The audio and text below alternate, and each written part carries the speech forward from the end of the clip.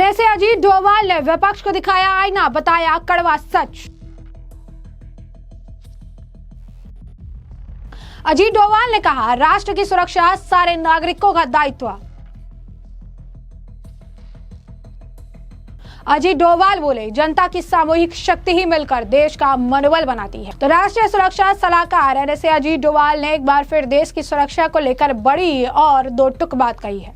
हाल ही में एक यूनिवर्सिटी के डायरेक्टर की मानद उपाधि के लेते हुए उन्होंने साफ किया कि किसी भी युद्ध का परिणाम केवल सेना या हथियारों से तय नहीं होता।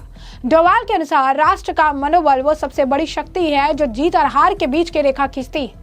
उन्होंने ऐतिहासिक उदाहरण देते हुए बताया कि दुनिया की बड़ी महाशक्तियों को भी उन देशों के सामने घुटने टेकने पड़ते हैं जिनका मनोबल अटूट था। अजीत डोभाल ने अपने संबोधन में रूस, अमेरिका, अफगानिस्तान का जिक्र करते हुए कड़वी सच्चाई सामने रखी। कहा कि अमेरिका जैसी महाशक्ति के पास दुनिया की सबसे आधुनिक टेक्नोलॉजी, बेहिसाब संसाधन, इसके बावजूद वह अफगानिस्तान में अपना लक्ष्य हासिल नहीं कर सका और इसकी वजह यह थी कि वहां के लोगों का अपने राष्ट्र के प्रति संकल्प और इच्छा शक्ति बहुत मजबूत थी। डोभाल ने समझाया कि जब हम नेशनल पावर का आंकलन करते हैं तो अक्सर जनता के मनोबल को भूल जाते हैं, जबकि यही सबसे बड़ी गलती होती है। क्या कुछ और कह रहे हैं वो सुनिए। देवियों और सज्जनों, राष्ट्र की सुरक्षा एक बड़ा कॉम्प्लेक्स और जटिल सा फेनोमेनन है। उसके कई घटक होते हैं। राष्ट्र की सैन्य शक्ति, टेक्नोलॉजिकल पावर, उसकी संपदा, उसके संसाधन, उसकी कूटनीतिक शक्ति, उसके मानव संसाधन। और होता क्या है कि हम कभी कभी सोचते हैं कि जब इस कॉम्प्रिहेंसिव नेशनल पावर का आंकलन किया जाता है तो अधिकतर जहां गलती होती है वो होती है वहां के राष्ट्र के मनोबल और वहां के लोगों की शक्ति के आकलन में। अगर रूस अफगानिस्तान से वापस गया या अमेरिका को वियतनाम से वापस जाना पड़ा या अमेरिका अफगानिस्तान में अपने मकसद हासिल नहीं किया तो उसकी टेक्नोलॉजी, उसकी सैन्य शक्ति, उसके सारे संसाधन उनसे कई गुना ज्यादा थे। लेकिन जो वहां के लोगों की एक अपने राष्ट्र के प्रति, अपने लोगों के प्रति वो थी, उसमें शायद एक अंतर था। जैसा कि आपने उनका बयान सुना, इसी के साथ साथ उन्होंने एक सवाल भी पूछा। कहा, राष्ट्रीय सुरक्षा क्या केवल सेना की जिम्मेदारी है? डोभाल ने इस धारणा को सिरे से खारिज कर दिया कि देश की सुरक्षा का जिम्मा केवल सेना या पुलिस का है। उन्होंने कहा कि भारत में अब एक नई जागृति की जरूरत है जहां हर नागरिक खुद को सुरक्षा तंत्र का हिस्सा समझे। सुरक्षा एक सामूहिक प्रयास है और पूरे देश की सम्मिलित शक्ति ही एक मजबूत राष्ट्रीय मनोबल का निर्माण करती है। उनके अनुसार रक्षा क्षेत्र में काम करने वाले विशेषज्ञ, रिसर्चर और एकेडमिशियल का ज्ञान, उनकी जागरूकता इस मोर्चे पर बहुत प्रभावी भूमिका निभाती है। उन्होंने साफ तौर पर कहा कि भारत के अंदर रह रहे या देश के अंदर रह रहे सभी नागरिकों की जिम्मेदारी देश की सुरक्षा होती है। ये सिर्फ किसी इंटेल या फिर इंटेलिजेंस या फिर सिर्फ पुलिस या फोर्स की जिम्मेदारी नहीं होती है।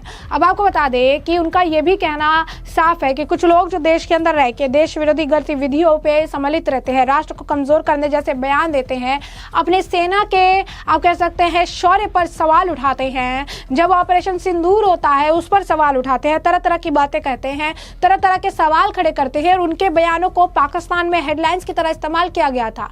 कहीं ना कहीं अजीत डोभाल के बयान से यह बात साफ हो गया कि उन्होंने विपक्ष को भी एक तरह से आईना दिखाने का प्रयास क्या ये कहा है कि राष्ट्र के अंदर जो लोग भी हैं, जो भी नागरिक है इस राष्ट्र के, उन सभी की जिम्मेदारी देश की सुरक्षा बनती है और इसीलिए आप किसी भी तरीके से इस सुरक्षा से जो है समझौता नहीं कर सकते हैं।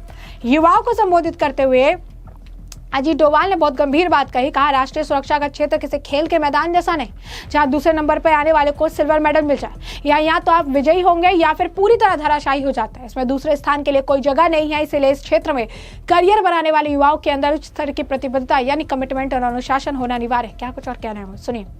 और इस राष्ट्र की मनोबल को, जिसे हम विल पावर कहते हैं, सारे युद्धों का एक ही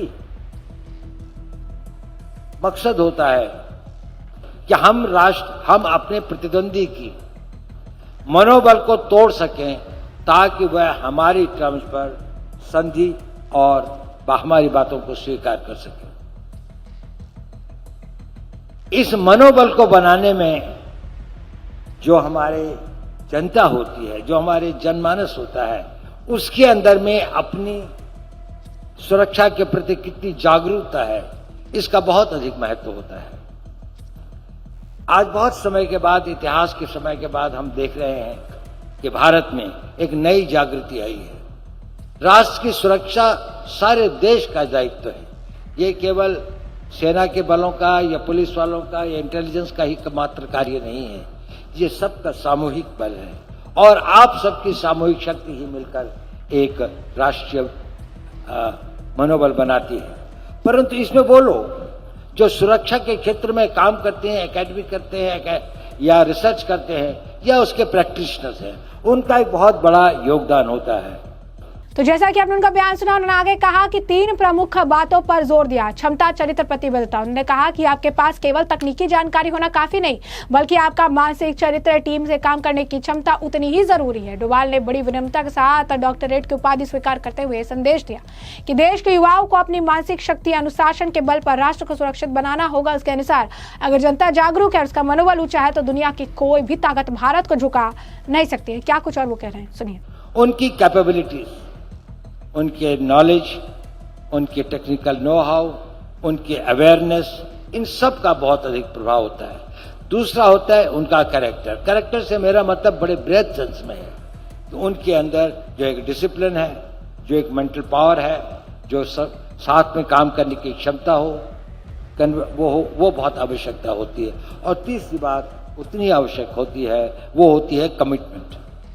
ये एक ऐसा क्षेत्र है जिस क्षेत्र में आप लोग हैं, जिस क्षेत्र में आप लोग जानने की सोच रहे हैं, जिसमें बड़े उच्च मात्रा की कमिटमेंट की आवश्यकता होती है। और मुझे आशा है और आप लोगों को देख के मुझे लगता है कि जरूर हमारे युवकों में और खासकर उन युवकों में जो सुरक्षा के क्षेत्र में अपना करियर बनाना चाहते हैं, उनमें वो सेंस ऑफ कमिटमेंट होगी।